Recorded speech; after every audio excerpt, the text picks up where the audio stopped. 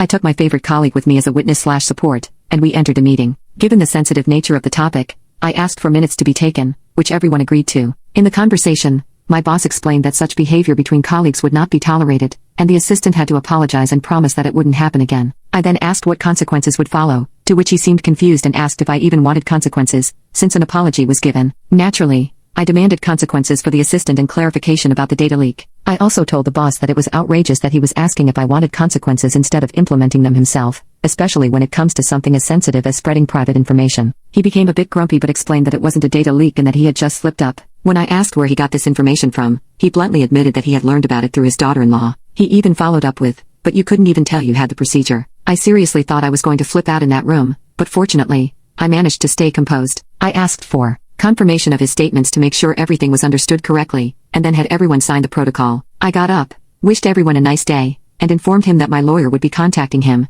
and we'd go from there. One of the 6 colleagues who was in the meeting on Friday approached me afterward, apologized for not saying anything in the moment, and wished me luck, strength, and that someone would react better than he did if something like this happened again. I really appreciated that. 3 days later, here's where we stand. The assistant received her 3rd warning. I don't know where the first 2 came from. Today, I received confirmation that she has to leave the company. I think my boss would have preferred not to make this decision, but since the situation spread very quickly through the office grapevine, it seems to have influenced his decision. As for the clinic, the first contact was made through my lawyer. I didn't personally call or inform the data protection officer. The lawyer took care of all of that. The lady at the clinic no longer works there, as the lead doctor seems to be aware of the risks. He apologized both over the phone and in writing, and I'll be receiving a nice compensation. And with my employer, we were able to agree on a very nice severance package, and the termination of my employment is happening soon. These are all nice solutions, but there are still civil and criminal proceedings ongoing, which I can't discuss right now. The lawyer is motivated to bring further consequences, especially regarding GDPR violations. All I can say is,